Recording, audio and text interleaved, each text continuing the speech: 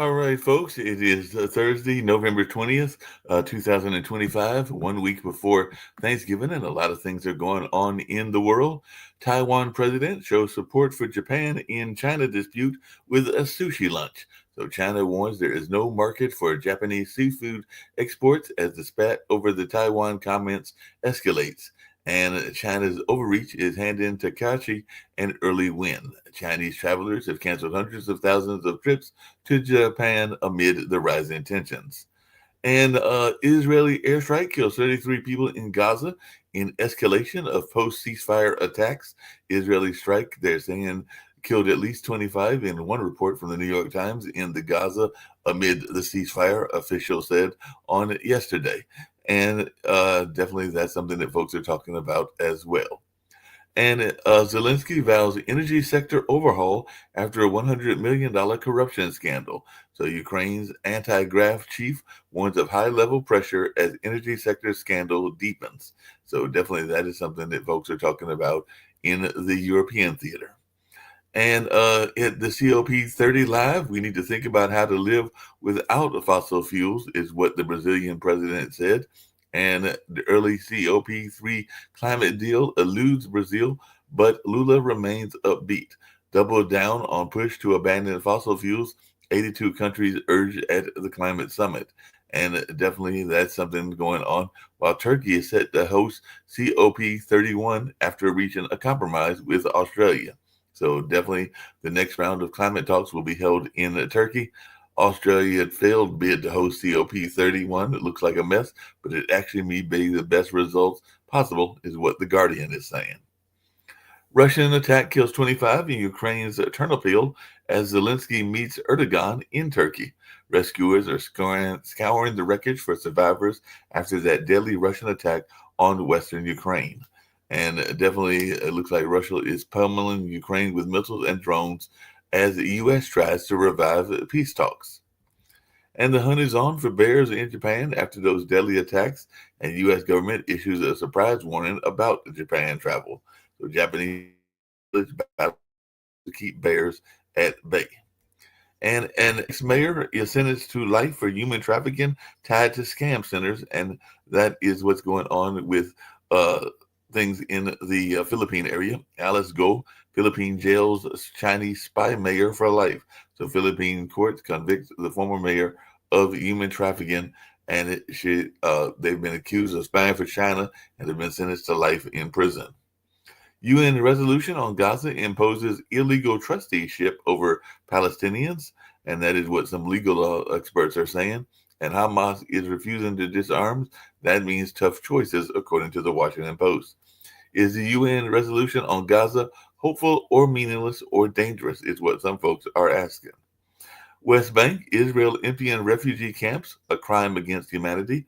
Israel may have committed war crimes in expelling West Bank refugees, human rights groups alleges. All my dreams have been erased. Israelis forced displacement of Palestinians in the West Bank. And how the EU plans to get troops and weapons across the continent to deter Russia.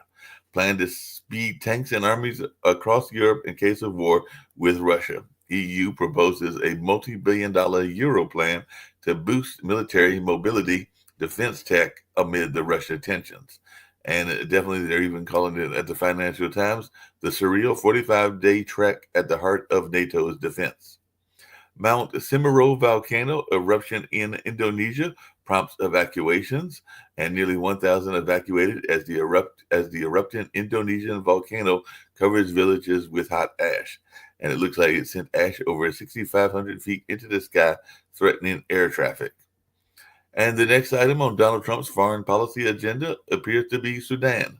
Trump says U.S. to work on Sudan peace deal at the request of the Saudi crown prince. So Trump delivered remarks at the U.S.-Saudi investment forum in Washington, D.C. on yesterday, and he announces the U.S. making new efforts to end the war in Sudan, citing the request from MBS. And a ferry crashed after operator was distracted by his phone, officials say. So in South Korea, arrest made after a ferry runs aground, and all 267 people on board were rescued, but the crew member was detained over phone use prior to the ferry accident. An existential battle of interest, what the Sudanese war is actually about. The worst humanitarian crisis in the world is going mostly ignored, is what the Slate is reporting. Top UN officials pushing to get aid into stricken Sudanese cities and all along those lines. And Yantar, how serious is the Russian spy ship move? Russian spy ship enters British waters and directs lasers at military pilots. UK warns Russia is ready to deal with an incursion after a spy ship is spotted. An Israeli airstrike on a Palestinian refugee camp in Lebanon killed folks as well. And France calls for Israel to pull out of Syria and expresses concern over the Lebanon strikes. So that's something going on as well. And Larry Ellison discussed Action CNN host with White House in takeover bid talks. So definitely that's something going on as well. And US E3 draft resolution at IAEA board demands swift cooperation from Iran. IAEA passes resolution demanding nuclear access from Iran. Tehran has rejected that offer. UN Nuclear Watchdog Board passes resolutions demanding answers and access from Iran. And as sanctions on Russian oil loom, India prepares to end its buy-in spree. U.S. Treasury says sanctions on Rosneft and Lukoil cut Russian oil reserve, or oil revenue, I should say. And sanctions choke off Russia's oil flow to China. Crude import nosedives 66%. And some people are saying what the former leader Sheikh Hassani's death sentence means for Bangladesh. Hassani's conviction for crimes against humanity is testing India-Bangladesh ties. Bangladesh ousted the prime minister sentenced to death for role in protests, crackdown, and all along those lines. And Japan's largest urban fire in decades rips through 170 buildings. Fire burning in southwestern Japan damages 170 homes and forces evacuations. Firefighting operations have been continuing in Oita in southwestern Japan. So definitely that is something going on, while Italy is to extradite the Ukrainian Nord Stream sabotage suspect to Germany. So top Italian court approves the handover of the Ukrainian Nord Stream suspect to Germany. So definitely that is something going on. And Trump remarks fuel U.S. political storm over Nigerian schoolgirl abductions. Student escapes as authorities search for 24 other girls abducted in Nigeria. So that is definitely something that people are talking about as well in the news and around news items and all along those lines. I did see Spain in the news as well, and I'll be getting to that in a matter of minutes, as I know Nick is usually with us, but he's not here today and everything. But today is the anniversary of Franco and everything like that. So that is why Spain was in the news today and all along those lines. So let's see. Yeah, Franco died 50 years ago, but he is still winning new fans in Spain. Spanish Prime Minister calls for nation to heed past lessons on the anniversary of Franco's death. So 50 years after Franco's death, giving a voice to Spanish dictator's imprisoned mother. And amnesia, nostalgia, healing, Spain grapples with Franco's legacy 50 years after that legacy had been completed and everything like that. So definitely be interesting to see when we hear from Nick, his reactions to Franco's legacy in Spain and everything like that. But in the United States, Trump and Mamdani will meet at the White House on Friday. President Trump to meet with New York City Mayor-elect Zohran Mamdani at the White House on Friday. Détente. Trump says Mamdani will visit the White House on Friday, and we'll see what kind of agreement or détente they can come up with. And U.S. Representative Cherfilu McCormick has been indicted on charges of stealing $5 million in disaster funds. So the Florida Congresswoman has been indicted on charges she stole FEMA funds to pay for her campaign. So definitely that's what the prosecutors are claiming, that this Democratic Congresswoman had stole the funds in order to keep her campaign going. And Lawrence Summers has come back from scandals. Will this be his last? In calling for Summers' removal from Harvard, Warren reignited a long feud. Larry Summers leaves OpenAI board. Harvard instructor role as scrutiny over Epstein email intensifies. As Summers sought clandestine relationship with women he called Amenti Epstein was his wingman. And it looks like folks are trying to figure out what's going to go on with healthcare and what the healthcare talks are going like in the Capitol. Looming affordability crisis set to hit America with health insurance through work, and Republicans are racing to find a plan for enhanced ACA subsidies. Here's what they're considering, and we'll find out more about that. As a matter of fact, we've got a guest on Monday that'll be coming on the air talking about that. And after Trump signs the Epstein Files bill, the focus shifts to the release timeline. Trump approves the Epstein Files release, but some may be withheld. Uncertainty remains after Trump signed bill to compel the release of the Epstein Files. And Thune and Johnson suffer rare split over Epstein and Jack Smith fallout. Unexpected turbulence has top GOP leaders butting heads and threatens another shutdown. We might be heading for another shutdown. So that's what is the possibility going on and all along those lines. And new Trump peace proposal for Ukraine would require land concessions and military reduction, sources say. So Ukraine and Europeans rebuke U.S. plan as capitulation to Russia. So Ukraine under pressure amid Russia and U.S. having devised a secret peace plan. And Trump administration seeks to roll back protections for imperiled species and habitat. Trump moves to strip protection from the endangered and threatened species, and that is something that is going on as well. Trump and Vance have not been invited to Dick Cheney's funeral, but all four living former vice presidents have been invited. So it looks like they might be attending. So Cheney serves to underscore how politics has changed since he was in office. So some folks were asking why flags were at half-staff today, and it looks like flags have remained lowered until November 20th in Pennsylvania and Delaware, which means will remain lowered until today. And arrests now top 250 in immigration crackdown across North Carolina. And some Charlotte residents are mobilizing during the ICE raids and arrests. As a matter of fact, I heard from one of my friends that they are part of a watch group that is keeping an eye on ICE and all along those lines. So it'll be interesting to see how this plays out, whether it's in Durham or other places. Agents have even been spotted in the rural town of Lenore.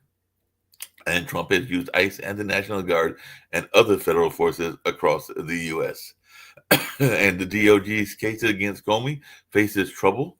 And it's some people, including those at CNN, are asking what to know about Lindsay Halligan's big grand jury revelation at James Comey's vindictive prosecution hearing. So Trump's words loom over the Comey case as Judge weighs tossing the indictment. And like we talked about yesterday, telling a reporter Quiet Piggy was shocking even for Trump. And definitely that is something that folks are still talking about. I'm going to bring in Rick Rosner. He's my only guest and the only regular on today. And everything looks like a active day of things going on in the world. And yeah. Now we're starting that 30-day countdown to the Epstein files to see if we get anything of substance. So this 29 days. I don't know what gives us till December 19th. Right around Christmas. Like the week or so before Christmas and everything like that. So I didn't know. This is an interesting story. This is out of your area, but it looks like a former Olympic snowboarder of all things has been accused of ordering the killing of a witness set to testify against him in a drug trafficking case. So it looks like all right. Well, even former Olympic athletes get into some stuff. A few years ago, there was an Olympic athlete who turned to prostitution because she liked sex and she wanted to get paid for it. Yeah, that can happen as well. But yeah, apparently this. So, we have the September jobs report, which was. I did hear about that. Okay, sorry, I just got here and I'm barely. No, I didn't mention it yet. I was going to mention it, but yeah, tell the folks about it because it seems like they were good news. It seems pretty decent.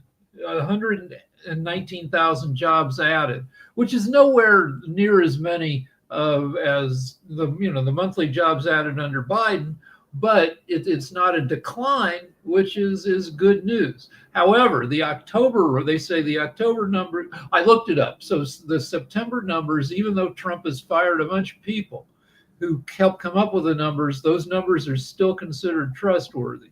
However, they're not reporting October job numbers, which should have been reported by now because of they're blaming the shutdown. But if you look at private sources, they estimate ADP and ABC News estimate that 50 to 60,000 jobs were lost in October, including 4,000 federal jobs that where people were let go permanently. So October not so good. September pretty good. September pretty good. Speaking of things that are pretty good, Jacoby, I see you're with us and everything, but it looks like they are restructuring, at least that's what they're calling it, the education department. They're saying it doesn't involve student debt, but they did say that they shedded several offices. There's still talk about them totally liquidating the department, but they said that they spared, which I know is a thing that you advocate for. They spared special education. So maybe they're listening to Pod TV and they've actually heard your. No, they didn't. No, they didn't. They didn't spare the stuff. I mean, what we're doing right now is spreading the misinformation that they're saying. They're just changing the words and cutting all the stuff anyway. So they didn't spare it. They didn't spare it at all. So they're still targeting special education. Well, the Linda McMahon, the wrestling lady, was brought in to head the DOE to get rid of it, to tear it apart, to kneecap it. Right. And, things are proceeding in that direction. Yeah, they do seem to be proceeding in that direction. And by the way, they're saying that the Border Patrol is monitoring U.S. drivers and detaining those with suspicious travel patterns, whatever that means and everything. So millions of U.S. drivers, it's not just here in North Carolina, but around the country, are being monitored by the government. So what exactly is a suspicious travel pattern? I mean, I know that they sometimes are looking for people weaving because that would be a sign of drunkenness and everything like that. But what else? I pulled up the article. I'm reading it right now. Suspicious travel pattern is, hey, you go to these particular areas, so you're brown. So this seems like it could be a coming abuse of AI, a predictive intelligence program. So a network of cameras scans and records vehicle license plate information, and an algorithm flags vehicles deemed suspicious based on where they came from, where they were going, which route they took. Yeah, so that's ominous as all hell. That's very ominous. Welcome to Big Brother. Yeah, Big Brother is in the house. So, I mean, there are good uses for AI. Yeah, I think you could catch more red flag lunatics who might shoot up a place with some predictive AI, just like in Minority Report, except, things didn't turn out so well in that movie. No, there's good uses of AI. There's a mutual friend. I think it's a friend of both me and Jacoby because she's a singer and an actress, and I saw her use AI for a very good reason. I don't know if you saw it, but Jacoby, but it was Sharon Allen, who I think you know as a singer and a advocate for a lot of things, including breast cancer survival and things like that. But she had run across a deer, and she didn't actually get a picture of the deer, so she used AI to show what she had run across. So that would be a good use of AI because she was just warning people about. Because, we get those all the time for those of you that travel by car in this area. So she was just basically wanting people to be on the lookout for our friendly neighbors that can be very big and do a lot of damage. And we can do a lot of damage to them as well. But that would be a good example of good AI because she used the AI because she didn't act, even though she's also a photographer, she didn't have her camera with her. So I'm reading further. They have the information. I was just going to say that. I mean, I don't know if that was. You can just say that's a good use of AI. It's just AI pointing out this is what a deer is. But we do have we used to talk about the deer seasons and it being in winter and watching out for these areas because there's a high population of deer. You can utilize AI to basically figure out different populations and how their growth and what their migration is. That's a good thing. As well as medical. That's another thing. By the way, this is an education piece where exactly what you were just talking about. I received the transcript of Linda McMahon's first all-staff meeting with the U.S. Department of Education since taking office. Everything I'm about to tell you comes directly from that transcript. The meeting opens with McMahon recounting what Trump told her when she was hired. He told me that I would be successful when I had fired myself or put myself out of a job. She then lays out the specific process for that. Programs will be moved out on a temporary basis through agreements between other agencies. After the move, they plan to tell Congress that the system works and ask for permanent closure of the Department of Education. So 1, move programs out quietly. We saw that with them moving grants like Title I to other agencies yesterday and firing staff. But meanwhile, 13 Department of Education employees have been transferred to the Department of Labor. This means program functions are already being run outside of the Department of Education, but the Department of Education continues to foot the bill. They're saying that these employees are co-managed. Major program offices, including some funding for K-12 schools, are also being transferred to other agencies that have never administered them or know what they're doing. Agencies with full workloads of their own, by the way. She also noted that polling shows that the public opposes closing the department, but they are using tricky language as usual to make people support the change. Like saying they are returning education to the states apparently polls well.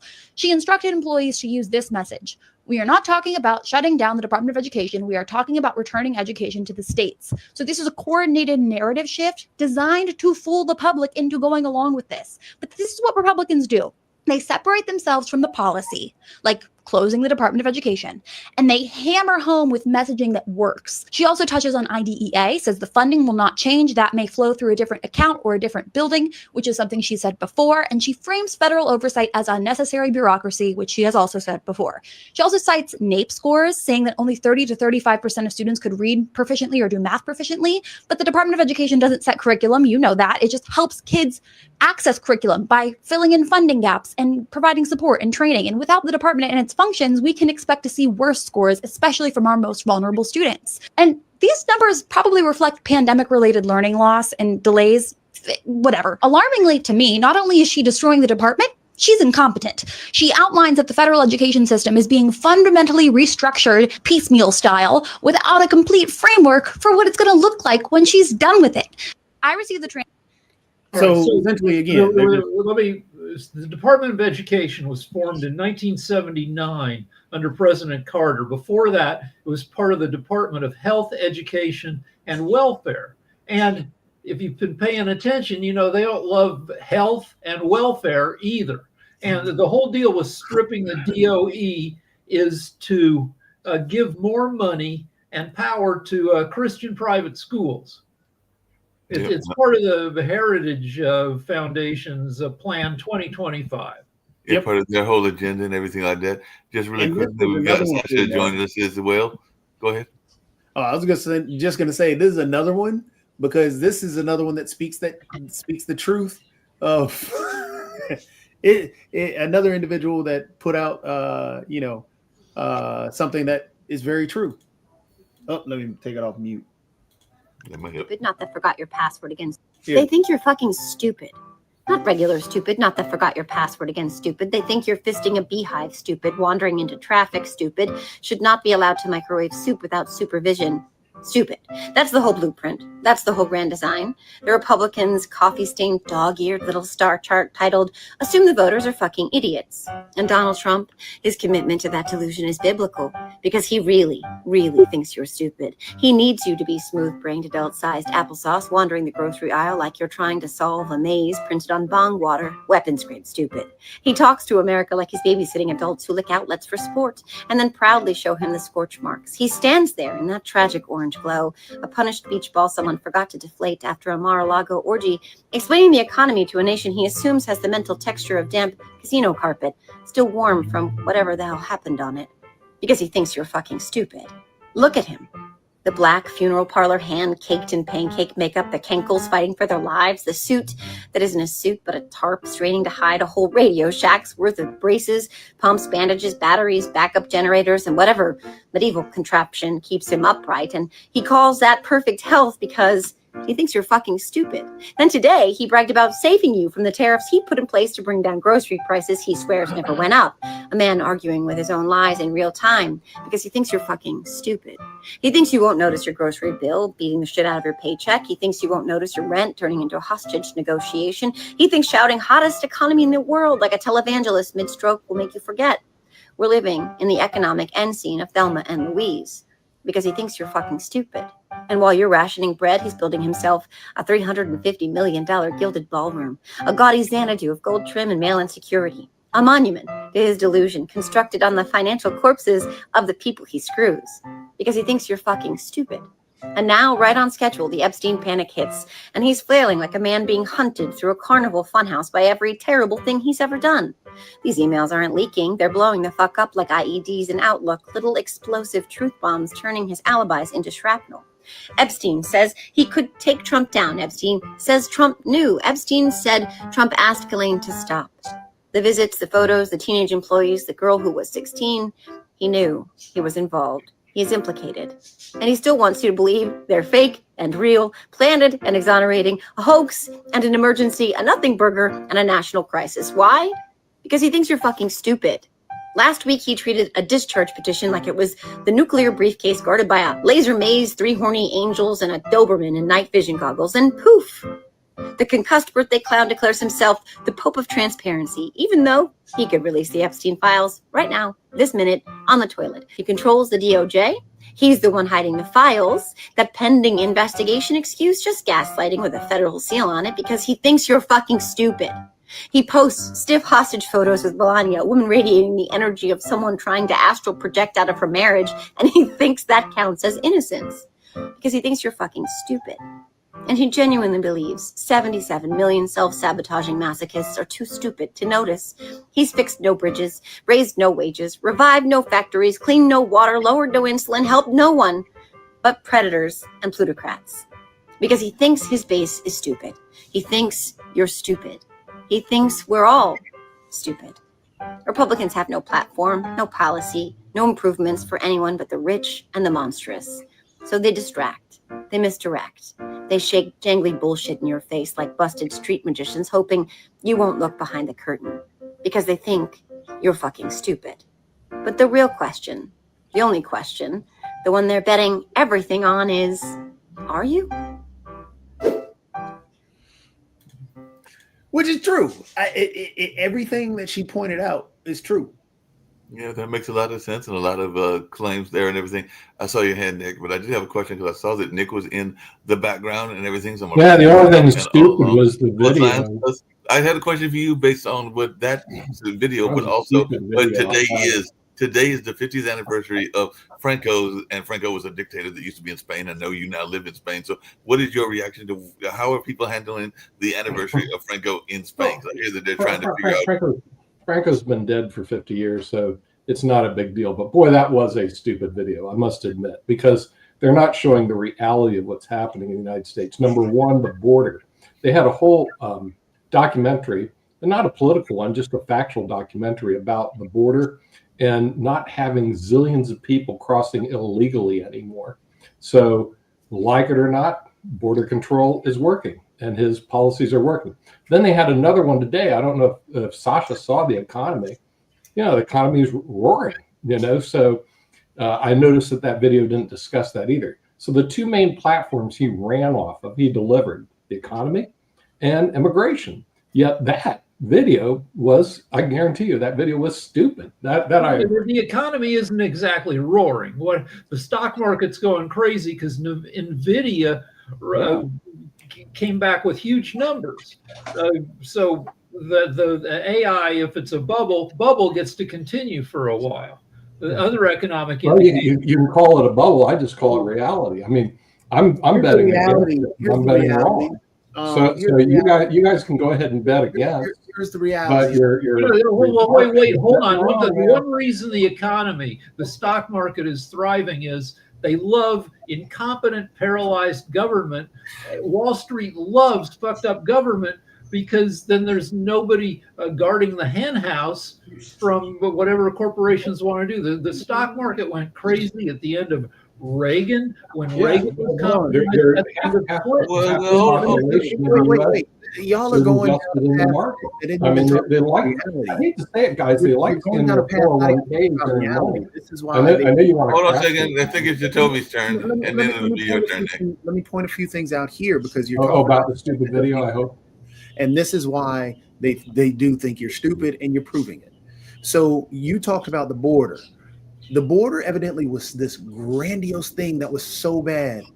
What policy have they put in to actually work with the quote unquote 11 million, 15 million, or 20 million people that are supposedly here illegally. They haven't done anything in terms of that. All they've done was supposedly close down the border and there's no effective people coming across.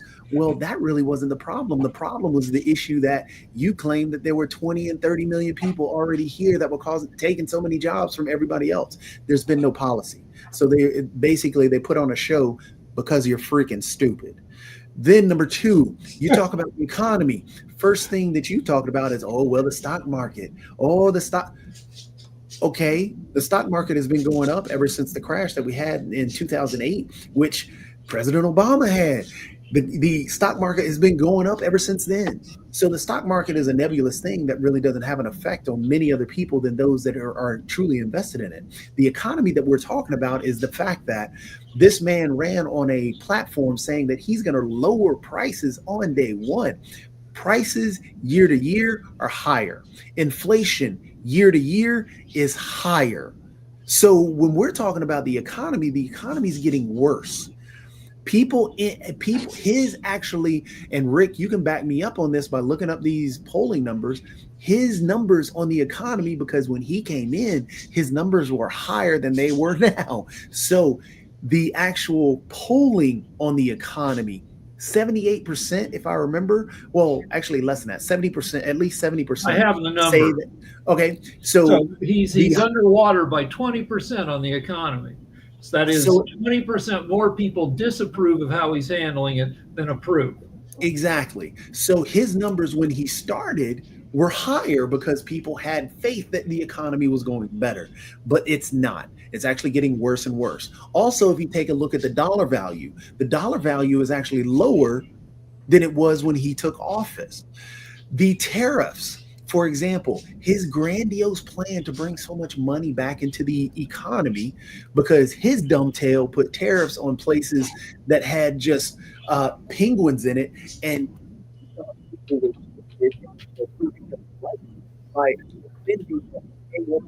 are going to pay us more tariffs now because we're dealing with countries with just penguins in it. But either way, his supposedly grandiose deal was he was going to use tariffs to bring back manufacturing and have manufacturing back into the country.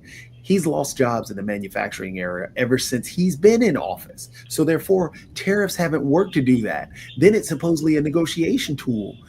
Well, if it's a negotiation tool, why you're taking them off? And then on top of that, what she pointed out, prices went up because of tariffs. And Trump said, oh, no, they didn't.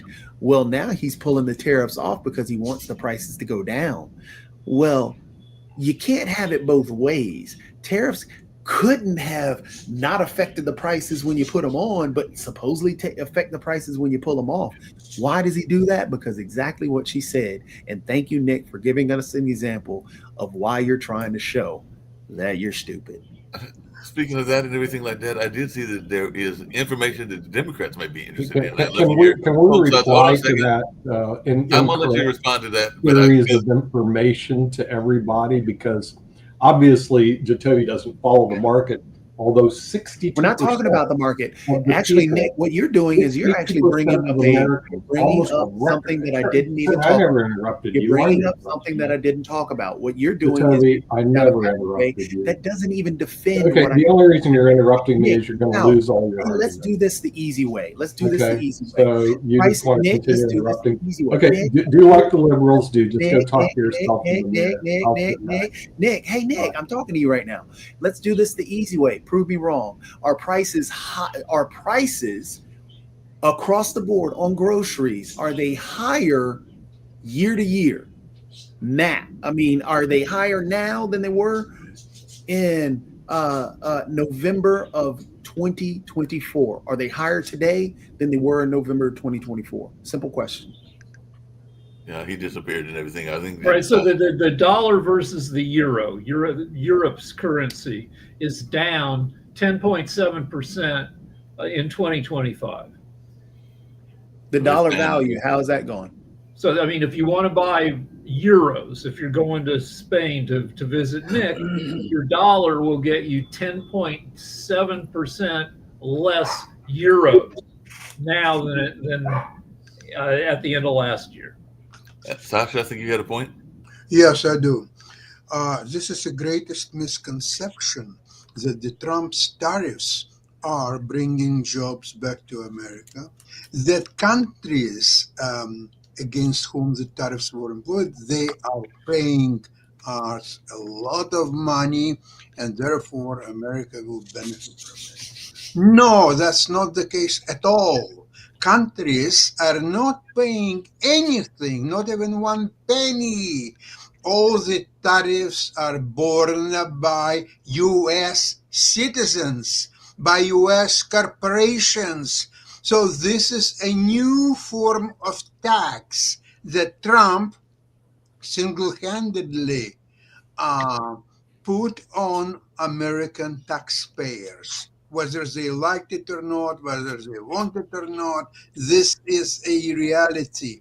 Everything is going up, contributing to inflation, doesn't bring any jobs. In fact, taking jobs, international communities turning back on United States big time. Now, all these orders for new planes, whether from Ukraine or from Canada or from any other countries, they are not going American way. No Boeing anymore.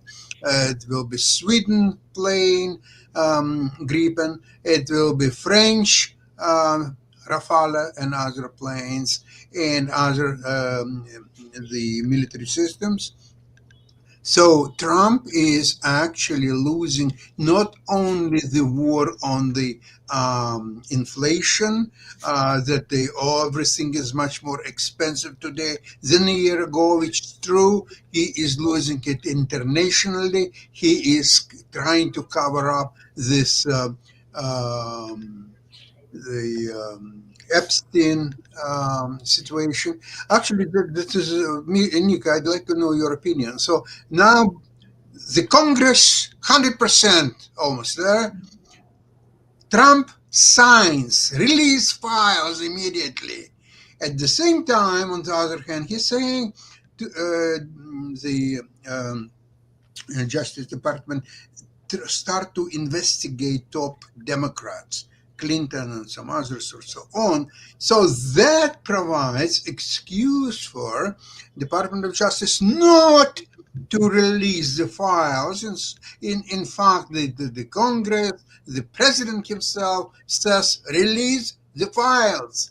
So now they say, no, we cannot release the files because we're still under investigation. We cannot do that. Nick, where are we going with all this bullshit? So I'm glad you said that. Now, I need to respond to this because, unfortunately, Sasa made some factual mistakes. Number one, on inflation, which he said the tariffs created inflation. It's showing here, and I'm looking at smart assets. You can go look at yourself. Inflation in Trump in 2025 was 2.7%. Biden in 2024, 2.9%, basically ahead of Trump.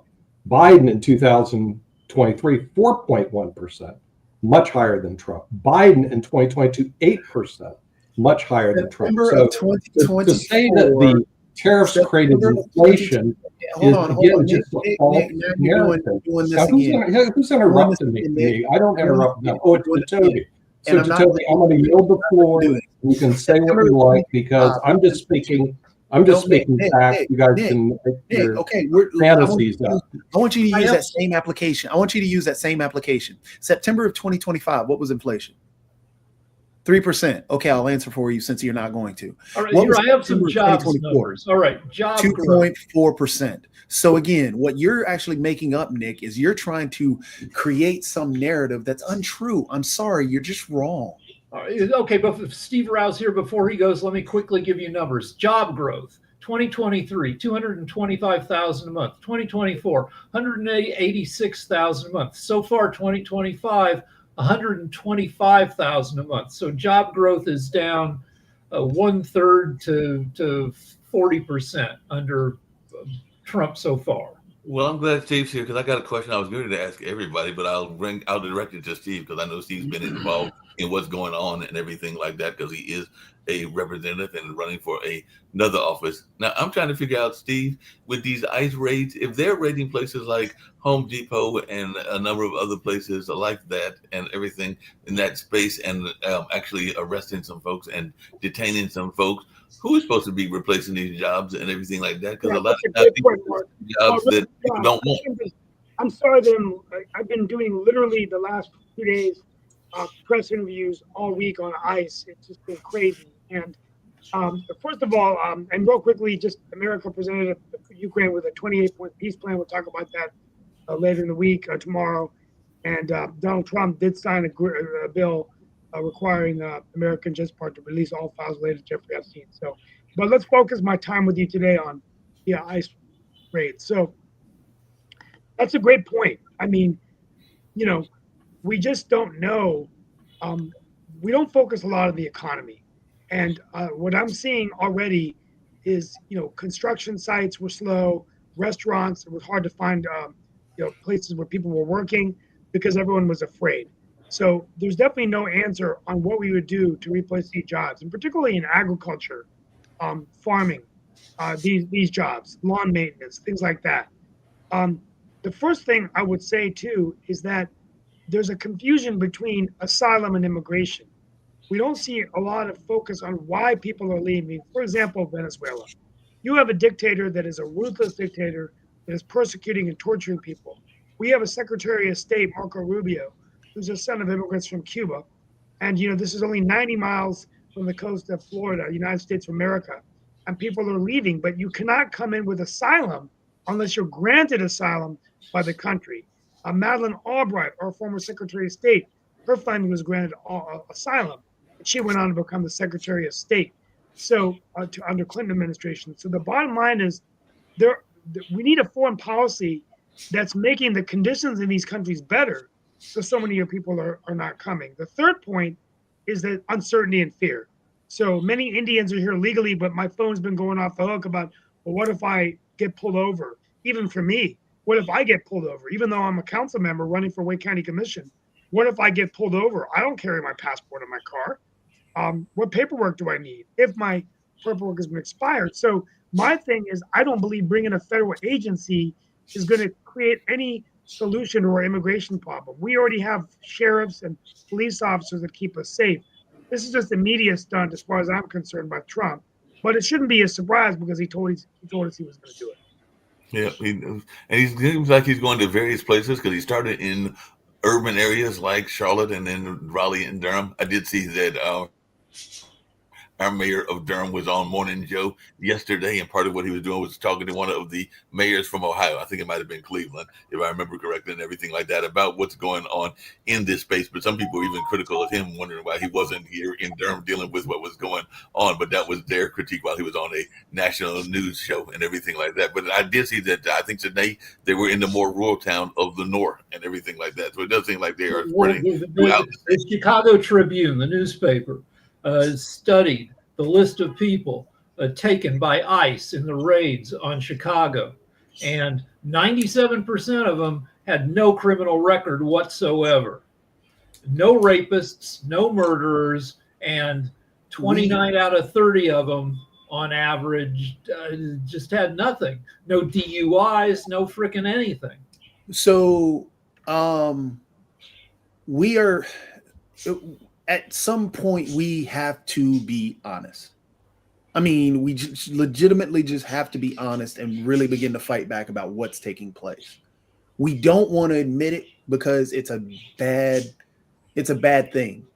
We don't want to admit it because it harms us. We don't want to be seen as, and we get attacked for pointing it out. But we have to admit it at some point. We have, quote unquote, Stephen Miller. We know his background. We know the background of many of the individuals they have hired in these positions. If you look at what the statistic that Rick has just pointed out, if you look at it, you could probably find the statistics on the demographics of the individuals that they're pulling. You can tell that there's a high percentage of Black and brown individuals that are being caught up, accosted, arrested, detained for no reason. This is what we're dealing with. And we just have to be honest about it. The man literally said that he's cutting down the asylum, those that can seek asylum from, what was it, 70,000 to 17,000 or whatever, but he wants the majority to be white individuals. He cut it down from a couple 100,000 to, I think, 7,500, with most of them being white farmers from South Africa. So, I mean, at what point do we finally just say, this, what we are witnessing? I mean, this is, historically speaking, we were at a point like this way in our past when we were going through the problems with Bull Connor. What are we now? And the poll taxes. Yes. So at what point can we just admit this is what we're fighting against? This was what, I mean, it's a scary time. He was receiving phone calls from people of Indian descent. I'm sitting here. Me and others like yourself, Mark, and so on and so forth. There's a worry across the communities of color, and it's a rightful worry because we see what's going on, and it's what's happening, and we just have to finally we have to be honest about it. Yeah.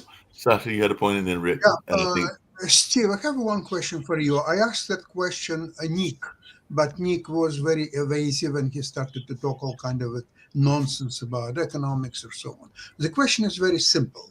So there was a decision of Congress, almost unanimous, to release Epstein files. Trump has signed that as well. So now Department of Justice must release these files almost instantly. But no, Trump asks them to investigate certain Democratic figures like Bill Clinton and others. So now Department of Justice will take a view that while some of these people are under investigation, the files cannot be disclosed. So on one way, you have this point of view. Another one, Congress and President asked to release.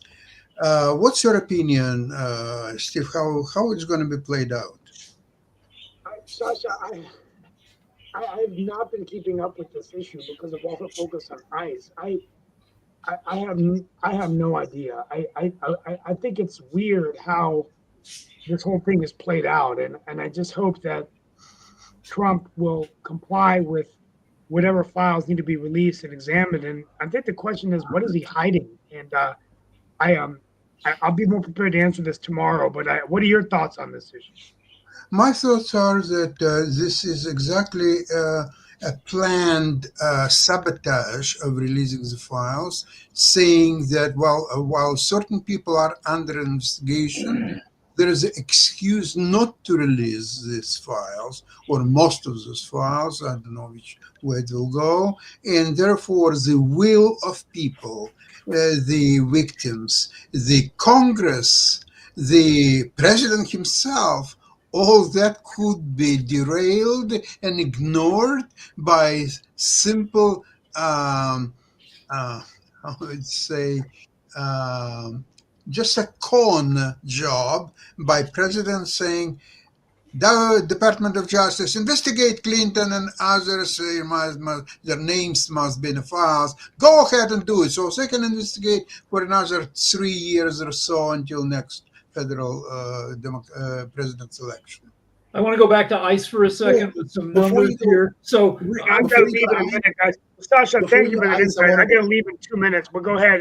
Real quick, I'll be back tomorrow or Monday, but Sasha, thank you for that insight. And I think this is just a very different, very scary time to be living in America. And my question is, if someone from Norway or Greenland was here and they happen to come in here illegally, would they be cuffed and taken in for crimes that they didn't commit? So there's a lot of weird issues going on here, and I think we just have to get through it. I'm an optimist. I think we'll get through it.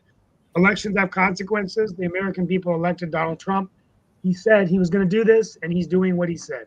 I'm But not Steve, saying- you already know the answer to that question though, because look at the president's wives, two of the president's wives, and are they being deported even though they came from Eastern European countries? And there is even some question about their own legality and everything like that. So, like I said, I think you already know the answer to that question. Or is it? I know. I rest my case. Great point. I'll be back tomorrow. I got to get ready for a work call. Thank you. Thank you all All right. so much. So ICE wanted, in addition to being vicious and racist, ICE is incompetent. So hold on. Trump wanted ICE to deport 1 million people in the first year. So they're on track to deport 35% of that. They've grabbed, by the end of the year, they will have grabbed 350,000 people. Of those, 65 to 71% have no criminal record. 93% of them have no violent convictions. So this is the 10-year anniversary of Trump announcing for the presidency in 2016, saying that Mexicans coming over the border were bad hombres, rapists, murderers. Well, 93% of the people that ICE is picking up have no violent convictions. It's exactly what I was trying to say about that situation. We just have to be honest about what they're doing. This isn't about the worst of the worst. This isn't about getting bad people out or bad hombres or whatever else. People eating cats and dogs. It was all made up. It was to scare people. But I wanted to touch on one thing that Sasha was talking about with Epstein, because one thing struck me, and with the whole Epstein thing, when some of the emails came out, and it got me thinking. So I'm gonna pose the question to everybody else, because in one of the emails it talked about that it was somebody, I can't remember who, reached out to Epstein and was talking about using his person because he didn't know if he could use Trump's person, which was trying to recruit the underage girls. We know that Epstein wasn't the only one. It's got to be a network of individuals that does the sex trafficking of underage girls and so on and so forth. What if what Trump is hiding is he's in that network? What if he is one of those ringleaders? Just based on, and that's based on the idea of coming off of that email. Jatovi, I have a question for Jatovi. Jatovi, I have a question. Like, when American people decide or voting for someone as a president, so American people give him all of the authority to take all of the change and everything, right? Or all of the initiative what he is taking. He has his authority to take all of the changes, right? He does not have a mandate of an election. Does not give you a mandate. If what you're asking, if he has a mandate or anything like that, the majority of the country did not vote for Donald Trump. So therefore, he doesn't have the majority of the country. Majority of voters didn't vote for him. But the majority of the country did not vote for him. The plurality of the voters voted for him. That's a different thing. The majority of the voters voted for somebody else. So what he has, yes, he is placed in control, and he is the one that is the head of the country. So he does have the authority to do particular things. But that doesn't mean that the country itself must just bend its knee and go along or not be able or not have the opportunity to speak out about what he is doing. Yeah. So Trump got 49%. My second question, like what I see in Saudi Arabia, Prince Salman visiting USA, and he's committing to invest trillions of dollars. Is it creating impact in US economy, or it's just a political propaganda? What's your thought? Political propaganda, because as you can see, based on what's happening to the economy, for example, the dollar value dropping, the quote unquote money that he supposedly made these trade deals with, none of it is ratified. So it's just a showcase promise. It's, hey, look, I've got to deal with Mark. Mark said that he and I were going to create this great house that people can come and play music in. don't you want to sign up for this great house? But yet Mark and I have never signed anything, but I can tell you all this and fool you into giving me money. So yes, what the reality of the situation isn't, it is political propaganda at this moment because it has no effect. Saudi has invested billions of dollars with Trump's kids and his son-in-law. Billions of freaking dollars. So it's easy to buy Trump if you have a lot of money to throw at him and his family. And the one thing I will give the Saudis credit for is that at least they are bringing attention to an issue that needs attention on it and everything like that, which is the issue with Sudan and everything like that. But even that is a political gamemanship, for lack of a better term, because it's a part of political gamemanship, even to bring the issue, even though it is an issue that needs a wide range of attention. And even in that same space, the one thing that I would add is, to your point, Jatovi, human trafficking is not a new thing, and it is a very big issue in the world and everything like that. So the fact that Epstein is no longer here and the Epstein files hopefully will be released, and there are some major people, including some people on the MAGA wing like Marjorie Taylor Greene, that want them released and everything, that is a issue. As a matter of fact, I think it's an issue that even one of our other founders has been at the forefront of fighting against, that being Kim and everything like that. So it definitely is an issue that needs to be addressed, and we need to find out, as those women said, who the players are, and not just the one that is dead and the one that's in prison, because there are a number of players that are still out there that need to be revealed. And that's why I think that email kind of struck me when they said, I want to use your person and not his person. So if Trump has a person, that means there's something else there. So 1,000, FBI says 1,000 girls and women were victimized, maybe some boys too. And a two-person mom and pop, sex trafficking shop could not handle 1,000 victims. There had to be. All I can say is I'm not a sex trafficking expert like some of the panelists here are. I want to share a positive news. Here, one of the articles. I don't know. You can see it or not. It's about it's about second wave of entrepreneurships, like what I did with this Stanford Product Realization Lab last year with Professor Edelman and Professor Ron Swinson. So when I come to Bangladesh, I try to solve the Bangladeshi problem, especially the industry and academic relationship. And I call it the second wave of entrepreneurships, with the help of AI, with the help of social entrepreneurship, because first wave of entrepreneurship Bangladesh solves with their microfinance, with NGO and the grassroots level community. And second, entrepreneurship with digitalizations, with artificial intelligence. It's moving forward. It's booming with the help of youth community. So those who are interested, you can collaborate with World Talent Economic Forum. Jatovi, you should visit Bangladesh because you are not happy with USA. So you should visit Bangladesh. Okay, thank you. That is my thought. No problem. One quick thing before we go. One quick thing before we go. I know I'm gonna get both of you, but Sasha first. Sasha had his hand up first, but I'll get both of you. While you're discussing Epstein primarily as a sex trafficking business and all that stuff, in fact, even from what's already available information from the released materials, show that there were thousands of transactions. It's a first rule of investigation: follow the money.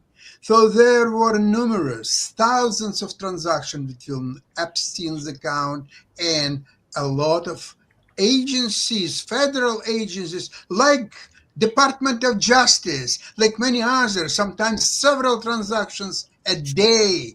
So where all that is hiding, why this one is not being investigated? So this is much more serious that, okay, so this girl was abused, or maybe another girl was abused, or all of them were abused, or so. It's way beyond that. All right, so I want to go back to the Department of Education. So our current technological superiority is due to the federal support of education in the 60s and 70s. All those people grew up to become tech billionaires and give us the devices that we have today. It was due to the passage of the National Defense Education Act in 1958. Getting Americans educated was, according to Eisenhower, the president, a great general who understood the frickin' world better than the dumb shit currently in office. He said that education was important for the national defense. And we've reaped the benefit of that educational push to the tune of tens of trillions of dollars over the past 50 years. No doubt about that. And on that note, we're getting ready to get out of here. We'll have more discussions about this and other things on the world politics later today, possibly, and then definitely World Edition tomorrow and everything like that. So, catch y'all later. And we've got Coco McMillan, and she's got musical guests at 6 o'clock. But we'll get y'all out of here, and I'll see y'all later on today.